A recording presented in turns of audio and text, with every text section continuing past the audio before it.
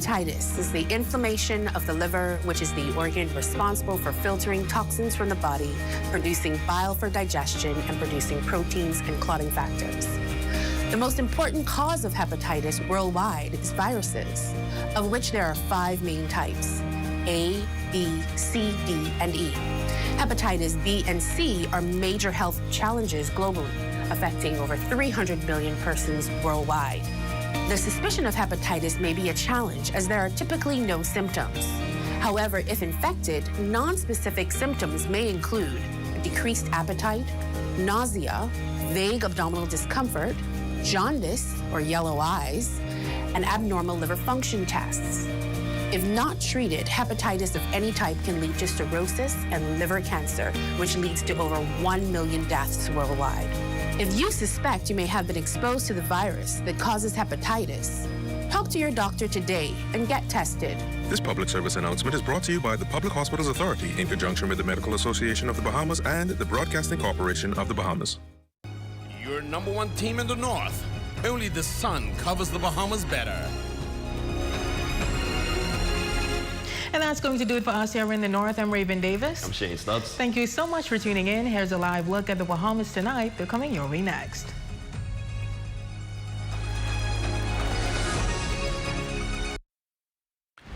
It's 11 o'clock on our broadcast this Tuesday evening. Bahamian passports are still safe. The Prime Minister responding to questions about the integrity of the travel documents amid lingering allegations that passports are being sold. Mr. Davis also out in the community today for a progress report on the Clear, Hold, and Build initiative. And pain at the pumps may just be where it starts. Concerns that the Middle East conflict will cause a pinch at the grocery counter as well. Those stories this late night, Tuesday, March 10th, 2026.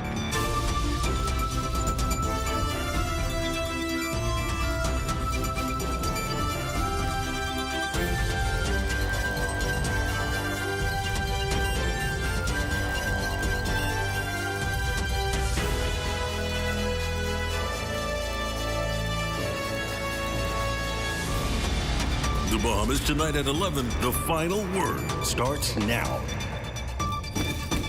Good evening, and thank you for staying up with us this late night. I'm Corvell Pfeiffer. The Prime Minister tonight responding to a recent spike in passport fraud cases as police investigate and the courts deal with a number of alleged schemes. Starting us off here at 11, Leah Cooper. As more people are being hauled before the courts for passport fraud, questions are being raised about what this could mean for the Bahamas' international reputation. But Prime Minister the Honorable Philip Davis says he's not overly concerned. The Prime Minister says the number of cases so far is not large enough to pose a major threat, but he admits any fraudulent government document is a serious issue. I don't think it's a threat per se, because the amount that we are talking about has not been that great. However, any fraudulent document that purports to be an official document of the government has the potential of undermining the integrity of that system. The Prime Minister also says authorities are already keeping a close watch on the recent spike in these cases. I know that the police has taken note of this, and they are looking at how best to defend against it. His comments come as several cases involving fraudulent Bahamian passports are now moving through the courts. In one case, a father and son are behind bars after they allegedly used fraud to obtain a Bahamian passport. Prosecutors say 59-year-old Gercy Pierre submitted a fraudulent marriage certificate to the passport office to help his 18-year-old son, Haitian national Max Pierre, secure a Bahamian passport. Authorities say the son then used that passport to obtain a Bahamian voter's card. Both men denied the allegations. When they appeared before senior magistrate Anishka Isaacs. They were refused bail and remain in custody until their trial set for May 21st. And in a separate case, a Haitian national has already been sentenced to 2 years in prison for passport fraud.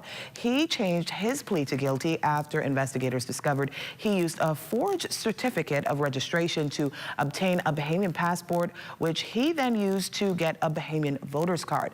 The man was arrested at Lynden Pendleton International Airport in December of 2024 after an immigration officer suspected his passport was fraudulent. He will serve 2 years in prison and will be deported after completing his sentence. Officials say they remain vigilant as they move to crack down on any attempts to fraudulently obtain Bahamian passports. For the Bahamas Tonight, I'm Leah Cooper. Well, thanks to Leah for bringing us that story tonight. In other news, the Prime Minister is also taking his message on crime reduction directly to the community, walking through Southern Shores in the Carmichael District as part of the government's Clear, Hold and Build initiative. Accompanied today by Housing and Urban Renewal Minister, the Honorable Keith Bell, senior police officers, and members of Urban Renewal, the Prime Minister visited several homes in Millers Heights, Flamingo Gardens, and Sunset Park, listening to residents' concerns about safety in their neighborhoods. Officials say the effort comes as new police statistics show crime trending downward across the country. You do not launch a program and walk away.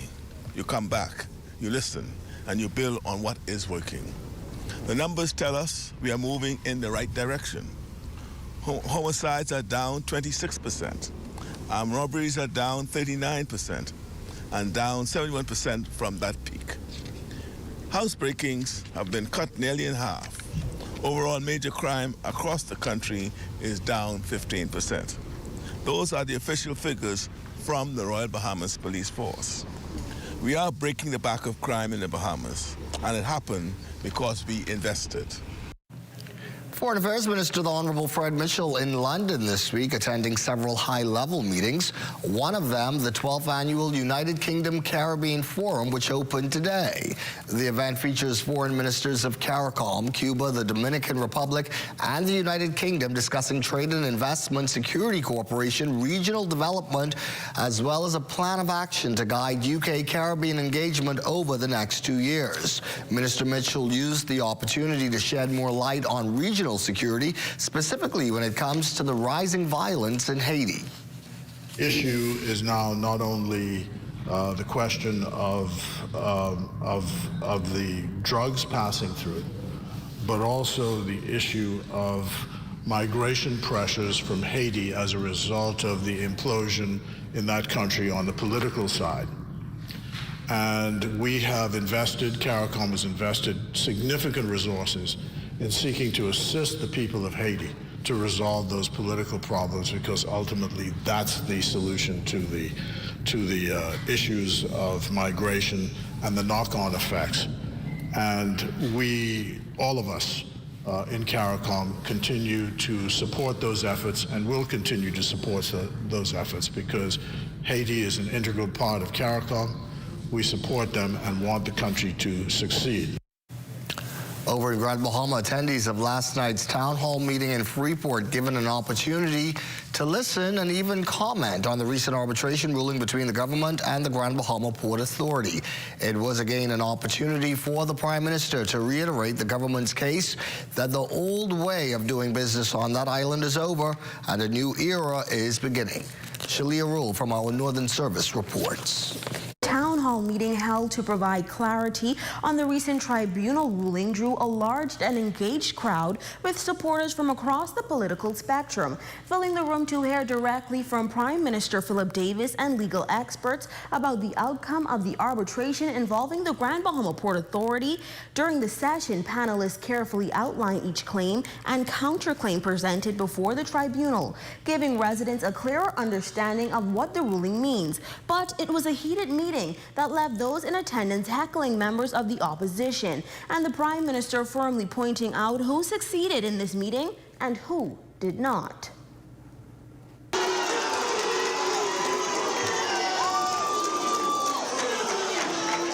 The Prime Minister once again defending the government's decision to take the matter to arbitration, stating that efforts at dialogue were not supported and that the government ultimately acted within its rights under the Hawksbill Creek Agreement. However, tensions in the room rose after the presentation when Michael Pintard, leader of the Free National Movement, made remarks on the ruling, prompting strong reactions from members of the audience.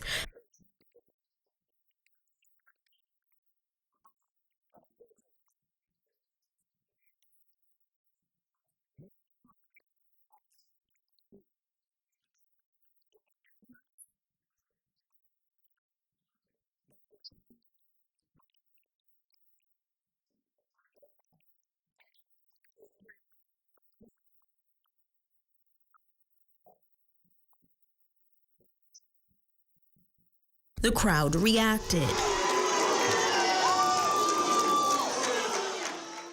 But the legal minds in the room shared how the government won 7 out of 8 rulings.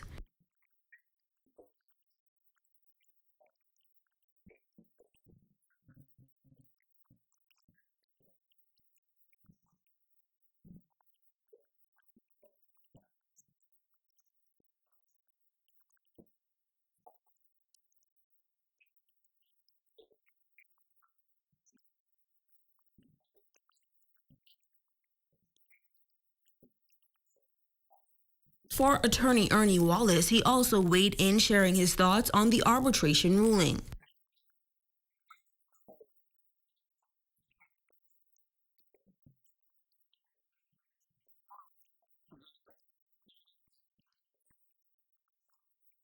Meanwhile, prominent attorney Terrence Gape was also on the panel. Here's how he believes Grand Bahamian should see the ruling.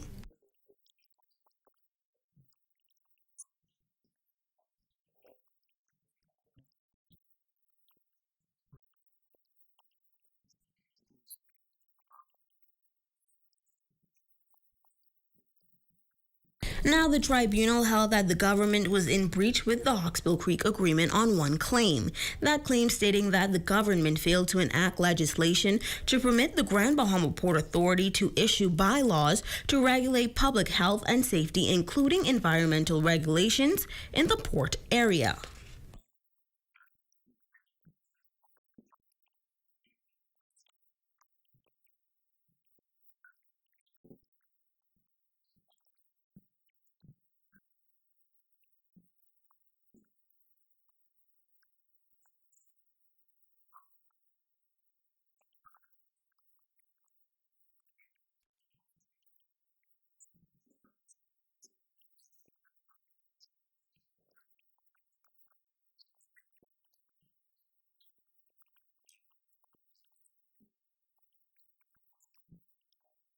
And after reviewing the ruling, the panel concluded that the government ultimately succeeded in 7 of the 8 claims brought by the Port Authority, a result they said reinforces the government's position in the dispute. So what happens next? Well, the government and the Grand Bahama Port Authority were initially scheduled to return before the arbitration tribunal on March 6, 2026, to revise the monetary value tied to the government's original $357 million claim.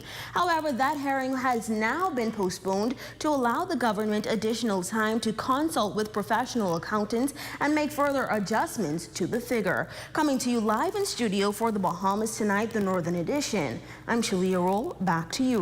The war of words between the government and the opposition is continuing over the Grand Bahama Port Authority's 2026 arbitration at a recent town hall meeting held on Monday night. The FNM is now accusing the government of staging the event, and the PLP has fired back in a letter to the opposition leader.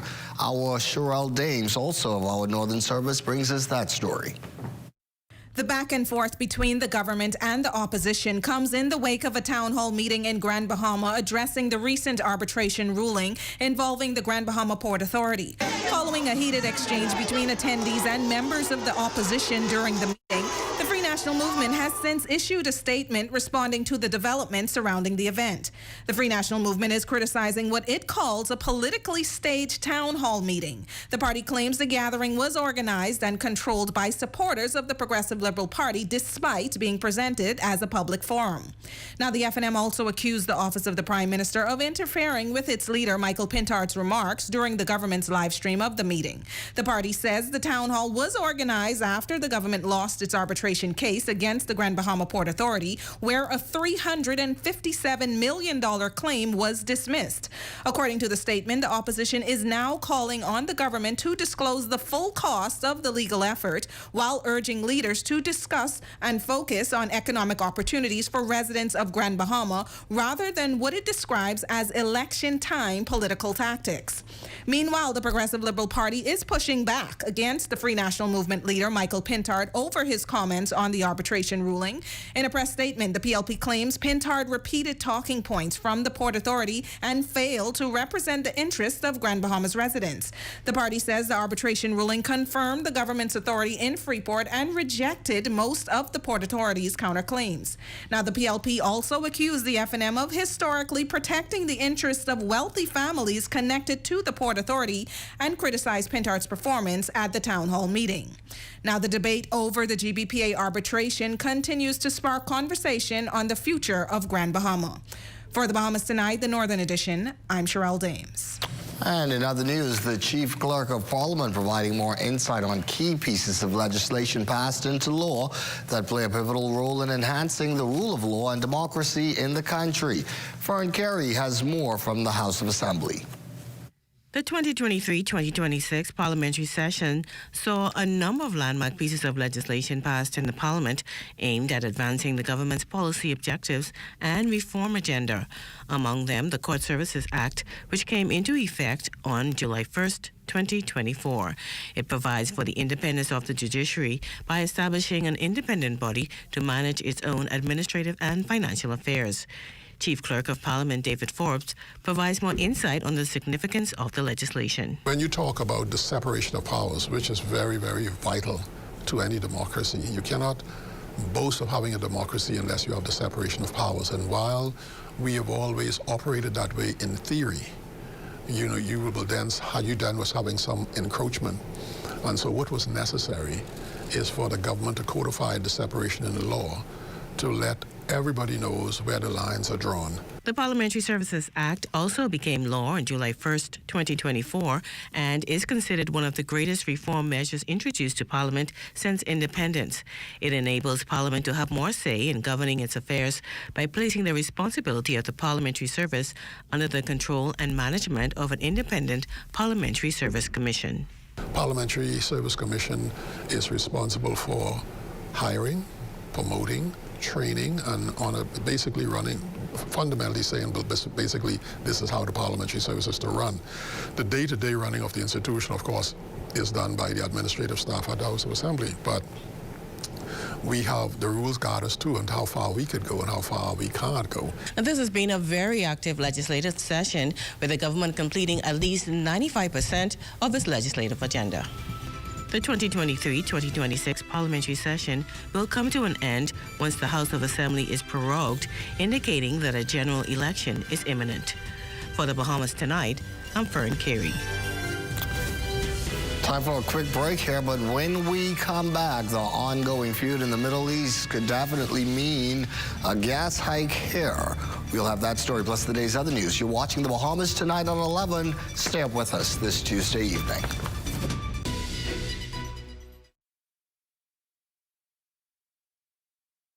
Imagine a world where every brand knows your name and every store awaits your arrival.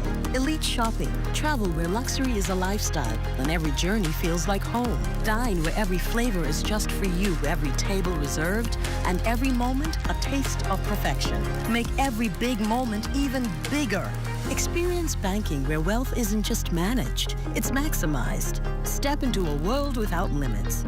Commonwealth Bank, leader in personal banking services. Sweet and spicy, marinated right, tossed with chili. Garlic and ginger, got many flavors, like honey barbecue. Signature hot wings, turn up the heat for you. Those pepper wings, what's your flavor? Roasted garlic parmesan, tastes so good, chicken, you know. So many flavors to try. What's your flavor? Honey barbecue, sweet and spicy, all new. Signature hot wings. What's your flavor? Roasted garlic parmesan, tastes so good, chicken, you know. Those pepper wings.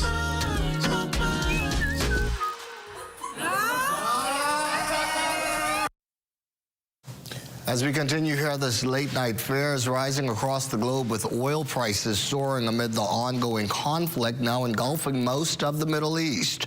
The disruption at the critical Strait of Hormuz, where as much as 30% of the world's oil is transported, is further fueling concern that prices will only continue to skyrocket.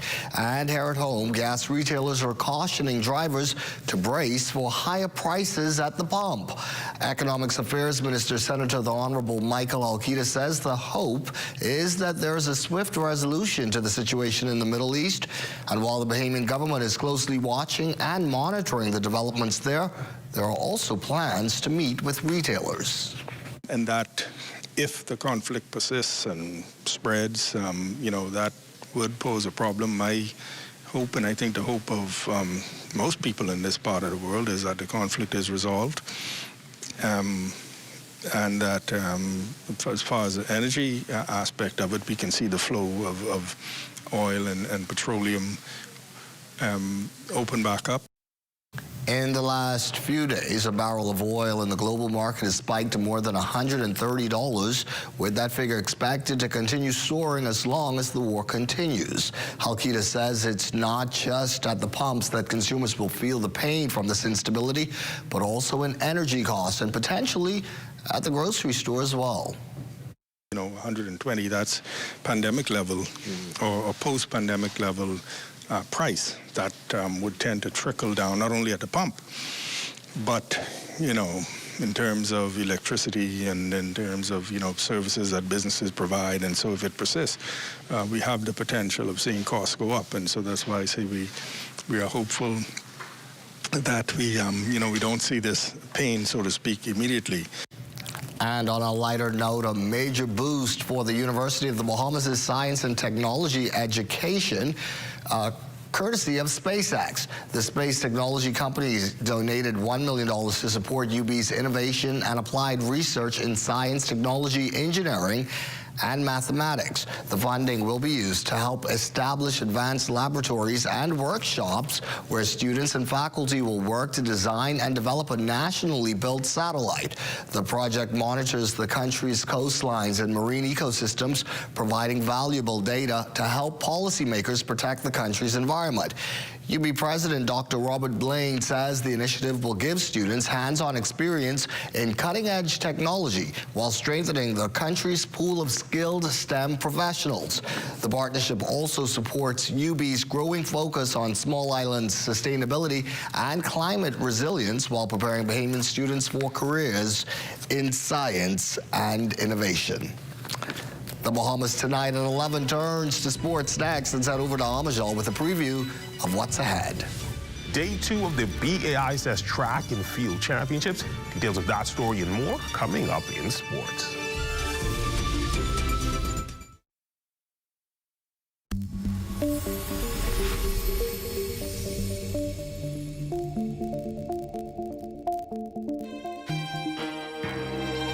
Women in Power is back, breaking barriers and inspiring the next generation of engineers. On this episode of Keeping Current, we'll hear from Xanda Bonamy, Director for Health, Safety, and Environment at Bahamas Power and Light, as she shares her story with the University of the Bahamas' Society for Black Engineers and encourages the students to explore the exciting career opportunities emerging in the energy industry of the Bahamas. BPL being the main power company in the Bahamas has always been an organization that helped to foster and grow the engineering sector. Even when it started with sponsoring things like technical cadets, because I was a cadet, BPL was there along with other sister companies. They're actually not aware of all the opportunities that exist presently. And, with all of our grid integration, microgrid projects, we're gonna need more innovation. We're going to need more engineers, and this is a great opportunity to get the word out there. My reason for engineering was so simple. I was good at 3 subjects: physics, math, and geography. I got the highest in geography and BGCSE in the Bahamas, actually. It's really nice to hear about her experiences and what to expect, and to know that when I do enter the field that there is a place for me. We all got to know her her path. It could be very intimidating. It's a very male-dominated field. Of course, more females are entering it, but then you still, like in my classes now, there's still a lot more male. I was concerned for a long time that, that the country might not have been in good hands, but I think that we are. By empowering women and fostering collaboration in the industry, Bahamas Power and Light is shaping an even stronger, more innovative generation of engineers.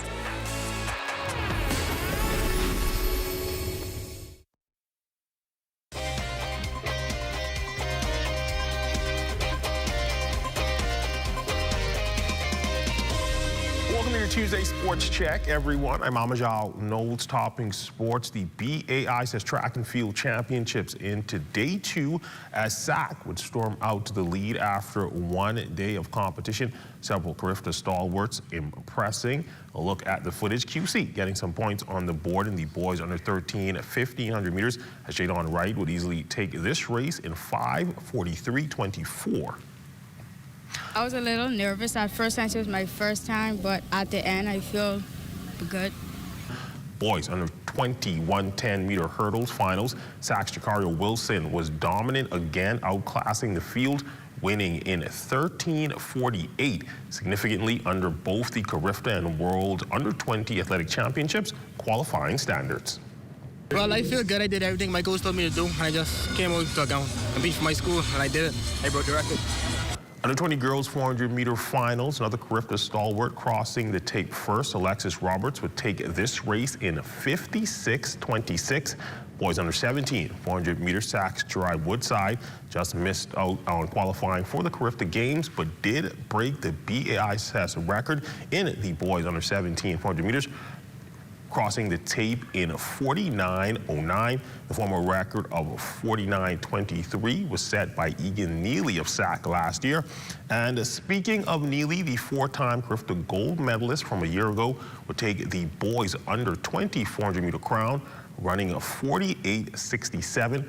Bryson Roll of C.W. Saunders finished in second in 48:89, and Christoph Munro of Temple Christian finished in third in 49:86. My mindset was to just win. I know that time is far, far from my PB, so my mindset was just to come and win because this is my first 400 for the season. Now a look at the standings after 2 days of competition. The top 6 schools in the 6th spot, Kingsway Academy with 90 points. In the 5th position with 127 points, the Charles W. Saunders Cougars. In the 4th spot, the St. John's College Giants with 221 points. In 3rd, the Temple Christian Sons with 262 points. And in 2nd, narrowing the gap with 660 points, the Queens College Comets, but still out in front after 2 days of competition, the St. Augustine's Big Red Machine with 702 points. Final scores from day 3 in tomorrow's Sportscast. The Diamond in baseball news, the day after they were officially eliminated from advancing at the World Baseball Classic, the Bahamian professional baseball players and Team Great Britain came out and showed some fight in their tournament finale. Team GB defeated Brazil 8-1 at Dakin Park in Houston, Texas on Monday, ending their experience at the Classic with a 1-3 win-loss record. Major leaguer Jazzism Jr. had his 2nd straight multi-hit performance after starting the WBC hit list at 9 at-bats against Mexico and the United States. Bahamian starting second baseman of the New York Yankees was 2 for 5 on Monday with 3 RBIs. Ian Lewis Jr. had a solo home run in 4 at-bats. BJ Murray was 1 for 4 and scored a run, while Trace Thompson drew 3 walks and scored twice. To the hardwood in college basketball news, a major accomplishment for Bahamian Collegiate hooper Rayma Collins, as she was named Conference USA Player of the Year after a breakout season with the Florida International University Panthers. The junior forward was not just the Player of the Year, but was awarded several other accolades as well. The Nassau native was also named CUSA Newcomer of the Year, as well as placed on the All-Conference USA First Team and CUSA All-Defensive Team. It's the first time in program history FIU has had a Player of the Year. The forward was an immediate standout for the Panthers, ending the season top 5 overall in the conference in several key categories, including scoring 17 per game, which was second in the CUSA, rebounding at 9 per game, that came in at third, and she also led the CUSA in blocks at just over 1.5. And still on college hoops, Yolette McPhee-McCowan and her Ole Miss Lady Rebels women's basketball team, they fell in the Final Four of the SEC tournament over the weekend with a tough out against third-seeded Texas. The Rebels had another strong regular season, respectable showing in the SEC tournament. They are now anticipating an at-large bid for the NCAA tournament. And for Coach Yo, she wants the committee to understand that her team is definitely amongst the best in the country. So if we can do that, after going on a 4-game skid, after losing a player, we did this all with one of our starters being out, and she'll be back, okay? I probably could have played her today, but it wasn't worth it, right? She'll be back. I think people, after seeing what we did to Auburn, seeing what we did to Vandy, seeing how we crawled back in this game, and like you all said, the game was closer than the end score. If people watched it, it was very competitive. It was a 2-point game. We're going to be a tough out. That's been a look at your sports on this Tuesday. I'm Amajal Knowles, signing out until tomorrow.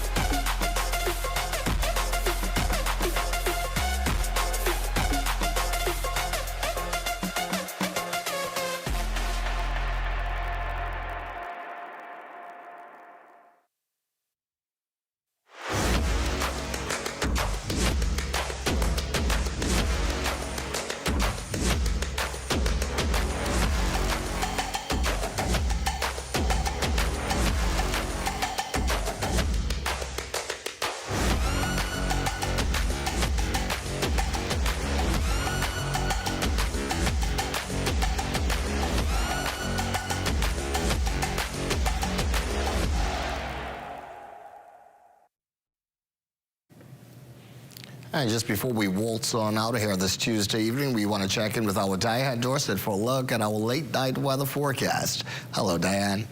Good evening, Corvell. Good night. Our satellite picture shows mostly clear skies over the Bahamas with some clouds and showers lingering over the extreme southeast Bahamas, which should move out of the area by tomorrow. Meanwhile, a weak cold front will move into the northwest Bahamas Thursday night, increasing the chance of showers into the weekend and the early part of next week. Now let's take a quick check on temperatures around the Family Islands. In the northwest Bahamas, Freeport City and Green Turtle Key, 80 degrees, 78 in Marsh Harbour, Abaco, Bullocks Harbor, and Allenstown, Bimini. For Fresh Creek, Central Andrews, 78 degrees also. Camp Space, South Andrews, and Block Point, Exuma, 80 degrees. 78 in Harbour Island, Rocktown, Eleuthera, 79. For Arthurstown, Kidd Island, San Salvador, Rumkey, and Georgetown, Exuma, 80 degrees. And for our southernmost islands, we've got 81 degrees in Clarencetown, Crooked Island, Betsy Bay, Ackland, and Ragged Island. 80 degrees in Matthew, Inagua, and for the Turks and Caicos Islands, 81 degrees. With that said, tonight you can expect mainly clear and mild conditions again with a temperature of 73 degrees. And as for tomorrow, mostly sunny and warm with a warm temperature of 82 degrees. Now, in your extended forecast, last week it was about the winds, but over the next 7 days, expect partly sunny and warm days with temperatures running a couple of degrees above normal into next week. So remember, keep yourselves hydrated during this time. Now, that's your late night look at weather. Rest easy, stay cozy, and thanks for staying up with us. Corvell. And an early look at what summer is going to be like. Our thanks to you, Diane, and thank you as well for staying up with us this late night. That is our broadcast here at 11 this Tuesday. I'm Corvell Pyfrom for Amo, Diane, and our entire team. You take care, be well, and remember, we will be looking to see you again right back here tomorrow evening. Good night.